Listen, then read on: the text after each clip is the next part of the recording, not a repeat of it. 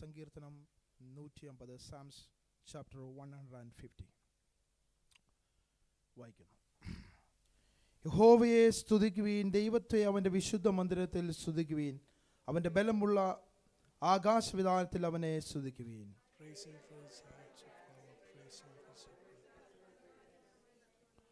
കാഹളനാദത്തോട് അവനെ സ്തുതിക്കുവീൻ, വീണയോടും കിന്നരത്തോടും കൂടെ അവനെ സ്തുതിക്കുവീൻ. ഉച്ചനാദമുള്ള കൈത്താളങ്ങളോട് അവനെ സ്തുതിക്കുവീൻ, അത്യുച്ചനാദമുള്ള കൈത്താളങ്ങളോടെ അവനെ സ്തുതിക്കുവീൻ. ജീവനുള്ളതൊക്കെയും യഹോവയെ സ്തുതിക്കട്ടെ, യഹോവയെ സ്തുതിപ്പീൻ. നൽകപ്പെട്ട നല്ല വചനത്തിനായി നമ്മുടെ കരങ്ങളെ ഉയർത്തി നമുക്ക് ദൈവത്തെ സ്തുതിക്കാം. ആമേൻ. Praise the Lord. ഹല്ലേലൂയ. പരിശുദ്ധ കർത്താവേ, നൽകപ്പെട്ട നല്ല വചനത്തിനായി, നല്ല സങ്കീർത്തനത്തിനായി സ്തോത്രം. കർത്താവെ, അങ്ങേ സ്തുതിക്കുവാൻ ഞങ്ങൾ അങ്ങയുടെ സന്നിധി നിൽക്കുമ്പോൾ ഇന്ന് കർത്താവെ, ഹല്ലേലൂയ, ഏറ്റവും നല്ല രീതിയിൽ ഞങ്ങൾക്ക് അങ്ങേ മഹത്വപ്പെടുത്തുവാൻ ദൈവം ഞങ്ങളുടെ ജീവിതത്തിൽ ഒരുക്കി തന്ന നല്ല അവസരത്തിനായി സ്തോത്രം ചെയ്യുന്നു. കർത്താവെ, ഇന്ന് ഞങ്ങൾ വായിച്ച ഞങ്ങൾ പാടിയ സങ്കീർത്തനത്തെ അങ്ങയുടെ കരങ്ങളിൽ ഏൽപ്പിക്കുമ്പോൾ ഞങ്ങൾക്ക് ആവശ്യമാകുന്ന കർത്താവെ, അമ്മൻ പ്രൈസ് അങ്ങയുടെ കർത്താവ് വെളിപ്പാടുകളൊക്കെ ദൈവം നൽകി ഞങ്ങളെ മാനിക്കണം. കടന്നു വന്ന ഓരോ വ്യക്തികളെയും അങ്ങയുടെ കരങ്ങളിലേക്ക് ഏൽപ്പിക്കുന്നു. കർത്താവ് അനുഗ്രഹിച്ചാട്ട് പ്രാർത്ഥന കേട്ടനായി നന്ദി, യേശുവിൻ നാമത്തിൽ തന്നെ. ആമേൻ. ആമേൻ. Praise the Lord.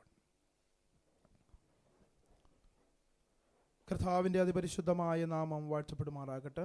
Greetings in matchless name of our Lord and Savior Jesus Christ. വേദപുസ്തകത്തിലെ ഏറ്റവും വലിയ പുസ്തകമാണ് സങ്കീർത്തനം. Psalms is the biggest book in the Bible. ഇന്ന് നമ്മൾ വായിച്ച 150-ാം സങ്കീർത്തനം എന്നത് സങ്കീർത്തന ശൃംഖലയുടെ അവസാനത്തെ ഒരു സങ്കീർത്തനമാണ്. We know that Psalms 150 is the last chapter in the book of Psalms. ഈ അവസാനത്തെ സങ്കീർത്തനമായ ഈ ഗീതത്തില്, in this last Psalms, അതിന്റെ ശിരസിന്മേൽ ദൈവത്തോടുള്ള നിത്യാരാധനയുടെ വലിയ ഒരു പ്രകാശം അല്ലെങ്കിൽ ഒരു വെളിച്ചം, സൂര്യപ്രകാശം എന്ന പോലെ വെട്ടിത്തിളങ്ങുകയാണ്. And in the body of this Psalms we can see that the praise is shining through it.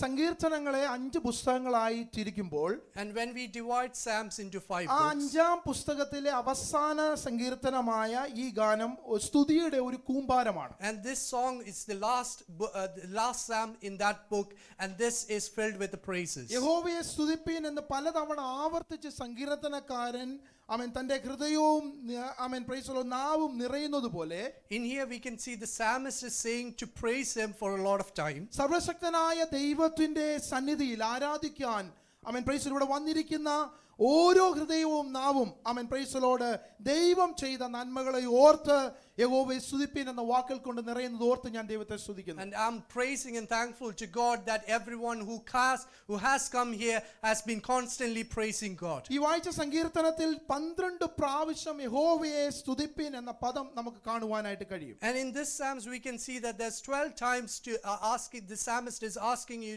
to praise God. 7 എന്ന സംഖ്യ വേദപുസ്തകത്തിൽ പൂർണ്ണതയെ കാണിക്കുന്നത് പോലെ, just like the number 7 shows the completeness, ഇവിടെ നമ്മൾ വായിച്ച യഹോവയെ സ്തുതിപ്പീൻ എന്ന് പറയുന്ന 12 എന്ന സംഖ്യയും ഇവിടെ ഒരു പൂർണ്ണതയെ കാണിക്കുകയാണ്. and the 12 times that the psalmist is praising God is also showing the completeness. സകല പ്രവൃത്തികളും നിവൃത്തിയായതിനു ശേഷം, and every act that has been fulfilled, അഖിലാണ്ടത്തിൽ ക്രിസ്തു വാഴുമ്പോൾ കർത്താവായ ദൈവത്തിന് ലഭിക്കുന്ന ആരാധനയുടെ ഒരു പ്രാർത്ഥന എന്ന നിലയിൽ ഈ സങ്കീർത്തനത്തെ നമുക്ക് പരിഗണിക്കാവുന്നതാണ്. and we can see that this is the Psalms. Once Jesus is being glorified, this is the Psalms to give praises to him. ഇവിടെ കാഹളം, വീണ, കിന്നരം, തപ്പ് ആദിയായ 9 തരം വാദ്യോപകരണങ്ങളെ കുറിച്ച് പ്രതിപാദിക്കുന്നു. and in here we can see there are 9 instruments being used, just like harp, lyre, tambourine, just like that. There's like 9 instruments being mentioned. നമുക്കറിയാം, ആരാധനയിൽ പ്രത്യേകിച്ച് നമ്മുടെ വർഷിപ്പുകളിൽ നമ്മൾ വളരെ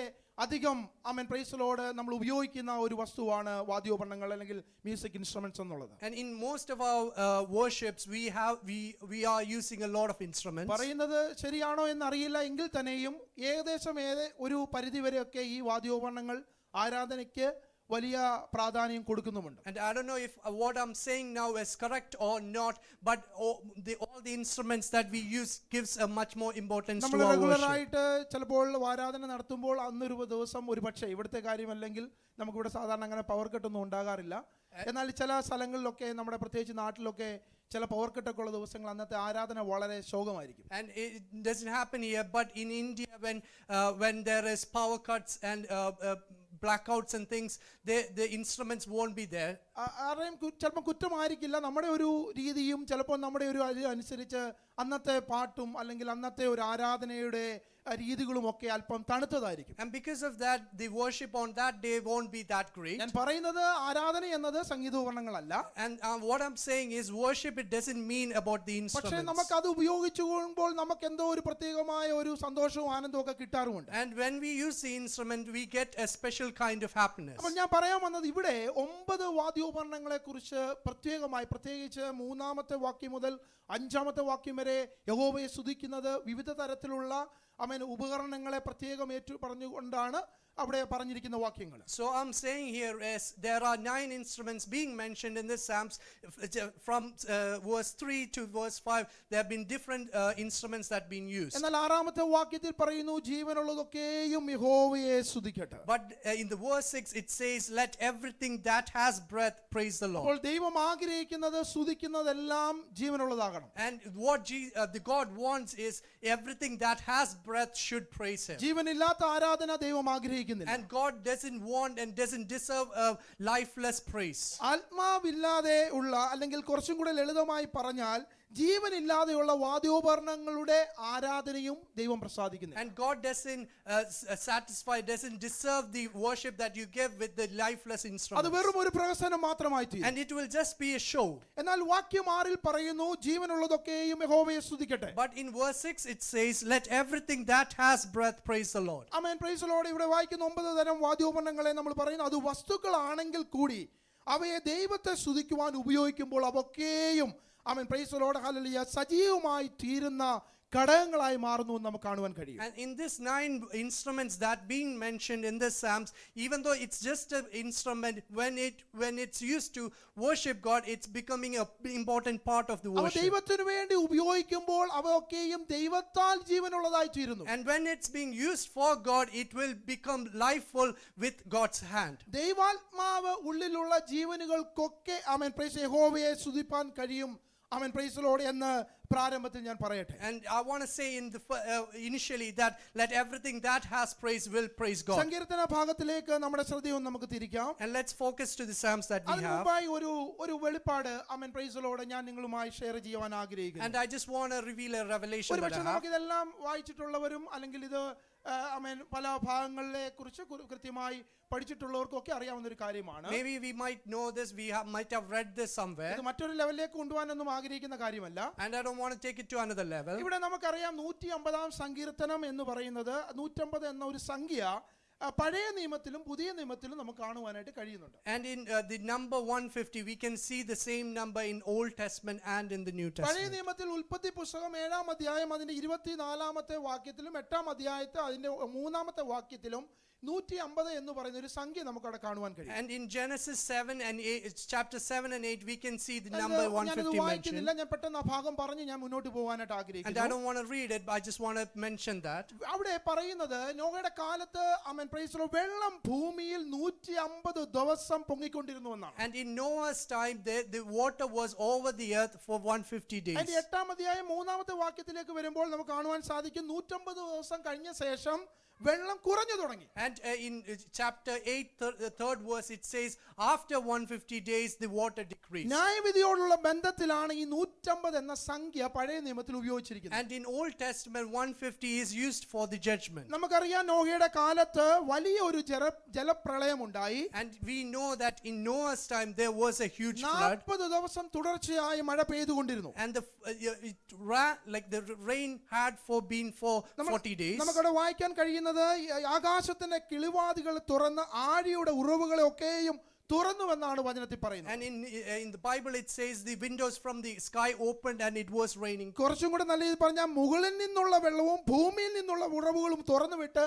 വെള്ളം പൊങ്ങിക്കൊണ്ടിരുന്നു. And it's been mentioned that the waters from the sky and from underneath has been coming out. 150 ദിവസം വെള്ളം പൊങ്ങിക്കൊണ്ടിരുന്നു. And for 150 days the water was rising. 150 ദിവസം കഴിഞ്ഞപ്പോൾ വെള്ളം താന്നു തുടങ്ങി. And after 150 days it got decreased. അപ്പോൾ ഇവിടെ 150 എന്നൊരു ന്യായവിധിയുടെ ബന്ധത്തിലാണ് ഈ സംഖ്യ പഴയ നിയമത്തിൽ നമുക്ക് കാണുവാൻ കഴിയുന്നത്. കഴിയുന്നത്. And in Old Testament, 150 is being used for judgment. പുതിയ നിയമത്തിലേക്ക് വരുമ്പോൾ റെവലേഷൻ ചാപ്റ്റർ 9 വേഴ്സ് 5 അതിൽ ഇപ്രകാരം പറയുന്ന ഒരു വാക്യം ഇപ്രകാരം കാണുന്നു. And in New Testament, Revelation 9 verse 5. അവരെ കൊല്ലുവാനല്ല 5 മാസം ദണ്ഡിപ്പാൻ അത്രേ അതിന് അധികാരം ലഭിച്ചത്. And it was never meant to destroy them. It was then have to be for them to struggle. അടുത്ത വാക്യം പറയുന്നു അവരുടെ വേദന തേള് മനുഷ്യനെ കുത്തുമ്പോലുള്ള വേദന പോലെ എന്നാണ് പറഞ്ഞിരിക്കുന്നത്. And the pain that they had was the sting of a scorpion. അപ്പോൾ ആദ്യ പുസ്തകമായ ഉൽപ്പത്തിയിലും അവസാന പുസ്തകമായ വെളിപ്പാടിലും 150 എന്ന സംഖ്യ പ്രൈസ് ഒരു ന്യായവിധിയെ ന്യായവിധിയോടുള്ള ബന്ധത്തിൽ പറയുമ്പോൾ, and we can see here that the first book of Bible and the last book of Bible shows the number 150 as a judgment. വിശുദ്ധ തിരുവചനത്തിലെ വലിയ പുസ്തകമായ ഈ സങ്കീർത്തനത്തിലെ 150-ആം സങ്കീർത്തനം ന്യായവിധിയുടെ സങ്കീർത്തനമല്ല.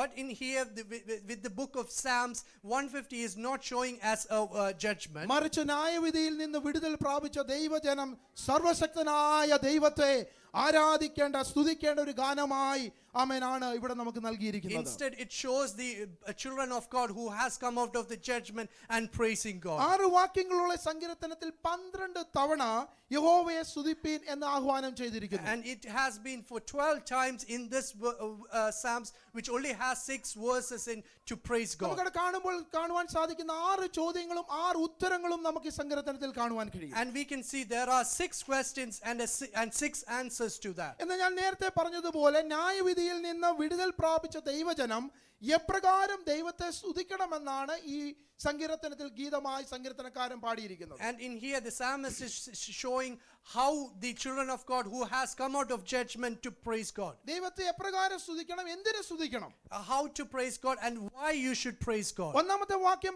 നമുക്ക് കാണുവാൻ സാധിക്കുന്നു യഹോവയെ സ്തുതിപ്പീൻ. In the first verse it says praise the Lord. ആദ്യത്തെ ചോദ്യം ആരെയാണ് സ്തുതിക്കേണ്ടത്? Who should praise God? അവിടെ പറയുന്നു യഹോവയെ സ്തുതിപ്പീൻ. And you should praise God. Praise the Lord. സ്വർഗ്ഗത്തിലും ഭൂമിയിലുമുള്ള എല്ലാവരോടുമുള്ള പ്രബോധനമാണ് യഹോവയെ സ്തുതിപ്പീൻ. And this is an exhortation to everyone on earth to praise God. ദൈവത്തെ മാത്രമേ സ്തുതിക്കുവാൻ തിരുവചനം നമുക്ക് അധികാരം തന്നിട്ടുള്ളൂ. Bible only gives you the permission to praise God. ആരാധനയ്ക്ക് യോഗ്യൻ നമ്മുടെ കർത്താവായ യേശുവാണ്. And God, Jesus is the only one who is worthy to have your praise. സ്തുതികൾക്ക് യോഗ്യൻ നമ്മുടെ കർത്താവായ യേശുവാണ്. And Jesus is the only one who deserves it. സ്തോത്രങ്ങൾക്ക് യോഗ്യൻ നമ്മുടെ കർത്താവായ യേശുവാണ്. And Jesus is the only one who deserves all the glory. പുകഴ്ചയ്ക്ക് യോഗ്യൻ നമ്മുടെ കർത്താവായ യേശുവാണ്. And he deserves all the glory. ബഹുമാനത്തിന് യോഗ്യൻ നമ്മുടെ കർത്താവായ And യേശുവാണ്. he deserves all the honor and praise. അപ്പോൾ ആരെയാണ് സ്തുതിക്കേണ്ടത് എന്നതിന് ഒന്നാം വാക്യം തന്നെ നമ്മളോട് പറയുന്നു യഹോവയെ സ്തുതിപ്പീൻ. And the first verse answers the question who you should praise, and this you should praise God. രണ്ടാമത്തെ ചോദ്യം പ്രൈസ് ദി ലോർഡ് എവിടെ സ്തുതിക്കണം? And the second is where you should praise God. അതിന്റെ ആ വാക്യത്തിൽ തന്നെ നമുക്ക് കാണുവാൻ സാധിക്കും. ഉത്തരം കാണുന്നു ദൈവത്തെ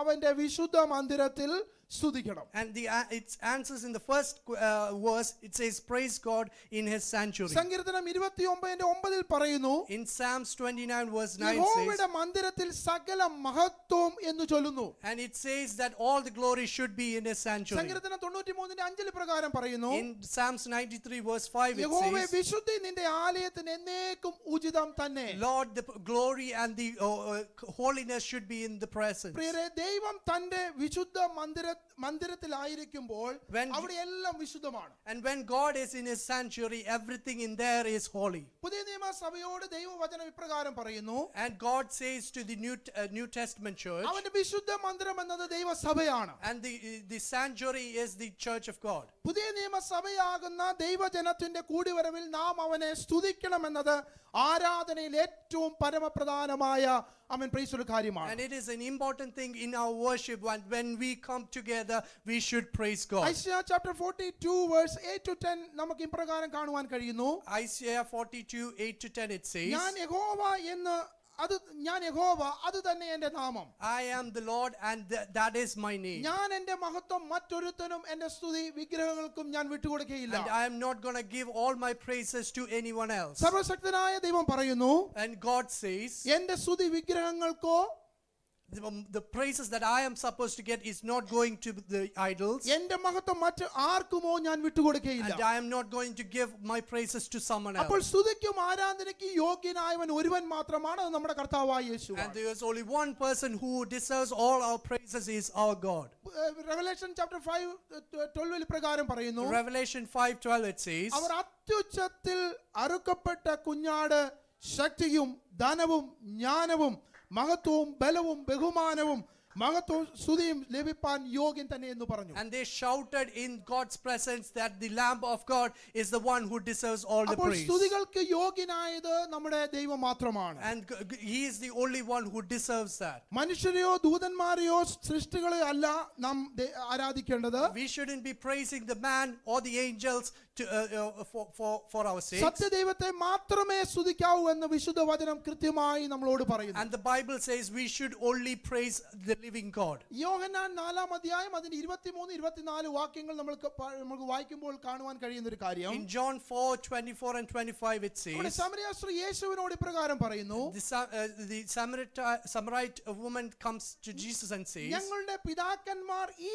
മലയിൽ നമസ്കരിച്ചു. and my ancestors come and praised in there in the mountain, നമസ്കരിക്കേണ്ട സ്ഥലം യെരൂശലേമാകുന്നു. and the place that was supposed to be worshipping was Jerusalem. എന്നാൽ യേശു അതിന് മറുപടിയായി പറയുന്നത് ഇപ്രകാരമാണ്, But Jesus replied, ദൈവത്തെ ആരാധിക്കേണ്ടത് ഈ മലയിലുമല്ല യെരൂശലേമിലുമല്ല. and the place that you should be worshipping God is not here or not that in Jerusalem. സത്യനമസ്കാരികൾ പിതാവിനെ ആത്മാവിലും സത്യത്തിലും നമസ്കരിക്കണം. And the people of God should worship in truth, അത് വിശുദ്ധ മന്ദിരത്തിലായിരിക്കണം. and it should be in the church. മൂന്നാമത്തെ ചോദ്യം നമുക്ക് കാണുവാൻ സാധിക്കുന്നത്, എന്തുകൊണ്ടാണ് നമുക്ക് ദൈവത്തെ സ്തുതിക്കേണ്ടത്? And the third question is, why should we praise God? അതിന്റെ ഉത്തരമായി അതിന്റെ വാക്യം നമുക്ക് കാണുവാൻ സാധിക്കുന്നു, വീര്യപ്രവർത്തികൾ നിമിത്തം യഹോവയെ സ്തുതിപ്പീൻ. And it says, praise him for his acts of power. ഞാൻ വീണ്ടും ചോദിക്കുന്നു, എന്തുകൊണ്ടാണ് നാം ദൈവത്തെ സ്തുതിക്കേണ്ടത്? And I'm asking you, why should we worship God? ദൈവം നമ്മുടെ ജീവിതത്തിൽ ചെയ്തു തന്ന വീര്യപ്രവർത്തികളെ ഓർത്ത് നാം ദൈവത്തെ And we സ്തുതിക്കണം. should be remembering the acts of power that God has shown in our lives. അത് എത്ര വലിയതാണെന്ന് നമ്മുടെ ഓരോരുത്തരുടെയും ജീവിതത്തിൽ നമ്മൾ പുറകിലോട്ടൊന്ന് തിരിച്ചു ചിന്തിച്ചാൽ നമുക്കത് മനസ്സിലാക്കുവാൻ And കഴിയും. we should look through our memories and see how God was to us. കർത്താവ് നമ്മുടെ ജീവിതത്തിൽ എത്രയോ വലിയ വീര്യപ്രവർത്തികൾ ചെയ്തു. How many things that God has done in our രോഗം lives. നമ്മുടെ ജീവിതത്തിൽ മരണമായി ആമേൻ മുന്നിൽ നിന്നപ്പോൾ, And when the sickness was turning to a death sentence for you, ചില പ്രയാസത്തിന്റെയും വേദനയുടെയും ഘട്ടങ്ങളിലൂടെ നമ്മൾ കടന്നുപോയപ്പോൾ, and when we were going through struggles, when we were going through pain, നമ്മുടെ യാത്രയിൽ ചില അപകടങ്ങളെ നമ്മൾ നേരിട്ട് കണ്ടപ്പോൾ, when we saw the accidents coming to us in front of us, നമ്മുടെ ഭൗതിക ആവശ്യങ്ങൾ ഇനി അടുത്ത സ്റ്റെപ്പ് നമ്മൾ എങ്ങോട്ട് വെക്കുമെന്ന് അറിയാൻ കഴിയാതിരുന്ന സമയങ്ങളിൽ, and when the times where you didn't know where to go, what step you have to എനിക്കും make, നിങ്ങൾക്കും വേണ്ടി വീര്യപ്രവൃത്തികളെ ചെയ്ത ഒരു ദൈവം നമുക്ക് വേണ്ടി ജീവിക്കുന്നു. and in those times we have a God who has done the acts of power in your lives. അതുകൊണ്ട് വീര്യപ്രവൃത്തികൾ നിമിത്തം ആമേൻ യഹോവയെ സ്തുതിക്കേണ്ടത് എന്റെയും നിങ്ങളുടെയും ഉത്തരവാദിത്തമാണ്. And it is our responsibility to praise him for his acts of power. അതിനായി നാം സ്തുതിക്കുവാൻ നാം ദൈവത്തോട് കടംപെട്ടിരിക്കുന്നു. And we should be praising God. നമ്മൾ കഴിഞ്ഞ ആഴ്ചകളൊക്കെ പലപ്പോഴും ഇവിടെ റിപ്പീറ്റ് ചെയ്ത് കേട്ടു, ദൈവം ഒരു ആരാധന കുതിയനല്ല. And for the last 1 week we have been hearing that God doesn't want your praise, എന്നാൽ ദൈവം നമ്മളിൽ നിന്നുള്ള ആരാധന ദൈവം ആഗ്രഹിക്കുന്നു. but he desires for the praises from you. മനുഷ്യനെ കൊണ്ട് അസാധ്യമായിരുന്ന ദൈവം നമുക്ക് സാധ്യമാക്കി തീർത്തു തന്നു. Whatever was impossible for man was given possible to you by God. അതുകൊണ്ട് അവന്റെ വീര്യപ്രവൃത്തികൾ നിമിത്തം യഹോവയെ സ്തുതിക്കണം. And because of that we should praise him for his acts. നാലാമത്തെ ചോദ്യം ഇവിടെ കാണുവാൻ സാധിക്കുന്നു, എന്തിന് സ്തുതിക്കണം? And the fourth question is why we should worship. ഉത്തരം വാക്യം 2 പറയുന്നു, മഹിമാധിക്യത്തിന് തക്കവണ്ണം യഹോവയെ സ്തുതിക്കണം. Praise him for his surpassing greatness. ദൈവം നമ്മുടെ ഓരോരുത്തരുടെയും ജീവിതത്തിൽ And in our lives ചെയ്തിട്ടുള്ള വീര്യപ്രവൃത്തികൾ നിമിത്തം നമ്മൾ ദൈവത്തെ സ്തുതിക്കണമെന്ന് പറഞ്ഞതുപോലെ തന്നെയാണ് അവന്റെ മഹിമാധിക്യത്തിന് തക്കവണ്ണം യഹോവയെ സ്തുതിക്കണം. just like how we praise God because of his acts of power, we should praise God because of his greatness. പ്രിയരെ, മഹിമ ധരിച്ചവനാണ് നമ്മുടെ ദൈവം. And our God is a God who has greatness in തന്റെ him. മഹിമ അഗോചരമാണെന്ന് തിരുവചനത്തിൽ പറയുന്നു. And it says in Bible that his greatness is immeasurable. ദൈവത്തിന്റെ ശക്തി, മഹിമ, വിശുദ്ധി എല്ലാം ആരാധനയ്ക്ക് നമ്മെ പ്രേരിപ്പിക്കുന്നതാണ്. And the acts of power, the holiness, the greatness that God has should make us praise Him more. മഹിമയുള്ള നമ്മുടെ കർത്താവിന്റെ മഹത്വത്തിനനുസരിച്ച് അവൻ പ്രൈസ് നാം ദൈവത്തെ സ്തുതിക്കണം. And we should praise God with how much greatness that He has. അപ്രകാരമുള്ള ഒരു ആരാധന, ഒരു സ്തുതി നമ്മൾ വെളിപ്പെട്ടു വരട്ടെ. And the worship should come because of that. ഞാൻ പെട്ടെന്ന് മുന്നോട്ട് പോകാൻ ആഗ്രഹിക്കുന്നു. അഞ്ചാമത്തെ ചോദ്യം, എങ്ങനെ സ്തുതിക്കണം? And fifth question is how we should worship അതാണ് Him.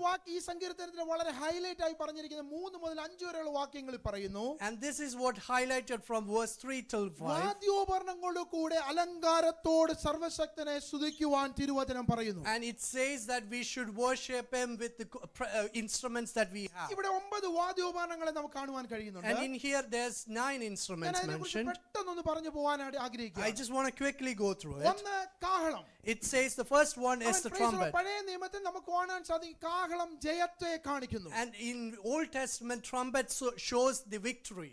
സംഖ്യാപുസ്തകം നമ്പേഴ്സ് ചാപ്റ്റർ 10 അധ്യായം അതിന്റെ 9-10 വാക്യങ്ങൾ നമുക്ക് ഇപ്രകാരം കാണുവാൻ കഴിയും. In Numbers 10, 9 and 10 it says, amen praise the Lord. ഇപ്രകാരം കാണുന്നു, നിങ്ങളുടെ ദേശത്ത്, in your land. വാക്യം ഒന്ന് പറയാമോ? ഓക്കേ, സോറി, ഓക്കേ, ഒന്ന് വായിക്കാമോ?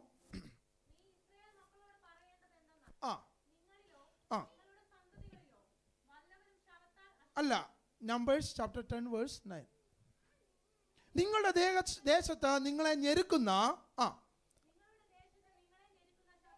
ശത്രുവിന്റെ നേരെ നിങ്ങൾ യുദ്ധത്തിന് പുറപ്പെടുമ്പോൾ വായിച്ചോ, ഗംഭീര ധ്വനിയായി എന്ത് ചെയ്യണം? കാഹളം ധ്വനിക്കണം. When you go into battle in your own land against an enemy who is oppressing you, sound a blast on the trumpets. അടുത്ത വാക്യം പറയുന്നു, എന്നാൽ വായിച്ചോ, എന്നാൽ നിങ്ങളുടെ ദൈവമായ യഹോവ നിങ്ങളെ ഓർത്ത് എന്ത് ചെയ്യും?